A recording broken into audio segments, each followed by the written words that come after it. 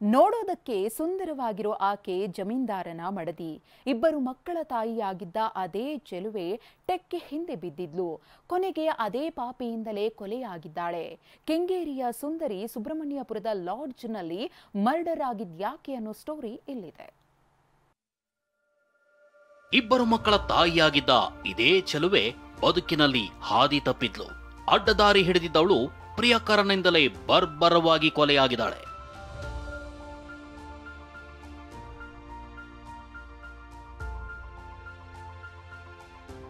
ಗೃಹಿಣಿಯನ್ನ ಒಯ್ಯೋ ರೂಮ್ಗೆ ಕರೆತಂದು ಆಕೆಯ ದೇಹದ ಮೇಲೆ 17 ಬಾರಿ ಚಾಕುವಿನಿಂದ ಚುಚ್ಚಿ ಬರ್ಬರವಾಗಿ ಹತ್ಯೆ ಮಾಡಿರ್ತಕ್ಕಂಥ ಘಟನೆ ನಡೆದಿರ್ತಕ್ಕಂಥದ್ದು.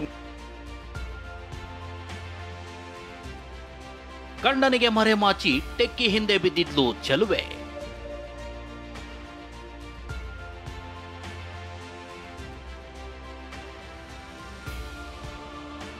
ಲಾಡ್ಜ್ಗೆ ಕರೆಸಿ ಅಂದಗಾತಿಯನ್ನ ಕೊಂದ ಪಾಪಿ.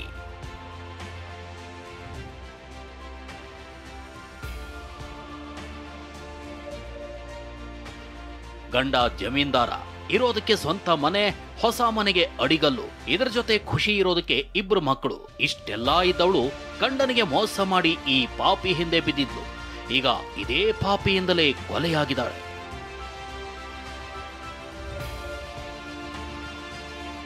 ಕೆಂಗೇರಿ ನಿವಾಸಿ ಹರಿಣಿ ಅನ್ನೋ ಈ ಚೆಲುವೆಗೆ ಈಗಿನ್ನೂ 36 ವರ್ಷ.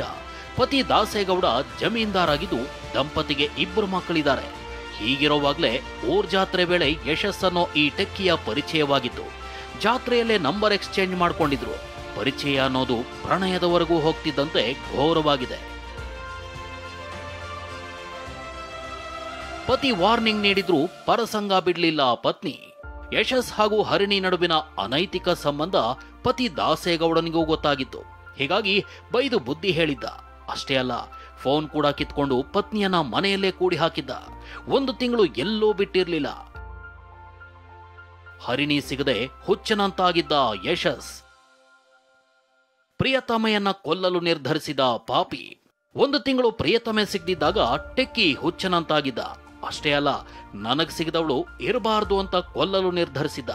ಇತ ದಾಸೇಗೌಡ ದೊಡ್ಡ ಮನೆ ಕಟ್ಟಲು ಪಾಯ ಪೂಜೆ ಮಾಡಿಸಿದ್ದ. ಪತ್ನಿ ಸರಿಯಾಗಿದ್ದಾಳೆ ಅಂದ್ಕೊಂಡು ಹೊರಗ್ ಬಿಟ್ಟಿದ್ದ. ಹೀಗೆ ಮನೆಯಿಂದ ಆಚೆ ಬಂದವಳು ಮತ್ತೆ ಬಾಯ್ ಫ್ರೆಂಡ್ ಅನ್ನ ಸಂಪರ್ಕಿಸಿದಾಳೆ. ಕಳೆದ ಶುಕ್ರವಾರ ಸುಬ್ರಹ್ಮಣ್ಯಪುರದ ಲಾಡ್ಜ್ನಲ್ಲಿ ರೂಮ್ ಬುಕ್ ಮಾಡಿದ ಯಶಸ್ ಅಲ್ಲಿಗೆ ಹರಿಣಿಯನ್ನ ಕರೆಸ್ಕೊಂಡಿದ್ದ.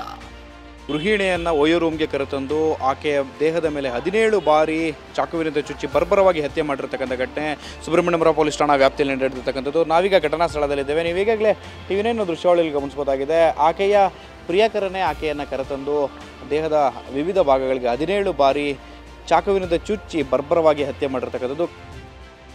ಇದೇ ಲಾಡ್ಜಿಗೆ ಕರೆಸ್ಕೊಂಡಿದ್ದ ಪಾಪಿ ಲೈಂಗಿಕ ಸಂಪರ್ಕ ಬೆಳೆಸಿದ. ಬಳಿಕ ಸೈಕೋನಂತಾದ ಪಾಪಿ ಒಳ ಉಡುಪಷ್ಟೇ ಧರಿಸಿದ್ದ ಪ್ರೇಯಸಿ ಮೇಲೆ ಬರೋಬ್ಬರಿ 17 ಬಾರಿ ಚಾಕುವಿನಿಂದ ಇರಿದು ಕೊಂದು ಹಾಕಿದ್ದಾನೆ. ಬಳಿಕ ತಾನು ಕೈ ಕೊಯ್ದುಕೊಂಡು ಸುಯಿಸೈಡ್ಗೆ ಯತ್ನಿಸಿದ್ದ. ಬಳಿಕ ಕೆಂಗೇರಿ ಠಾಣೆಗೆ ಹೋಗಿ ಶರಣಾಗಿದ್ದ. ಆರೋಪಿಗೆ ಡಿಸ್ಟೆನ್ಸ್ನ ಬೆಳೆಸೋದಕ್ಕೆ ಟ್ರೈ ಮಾಡ್ತಾರೆ.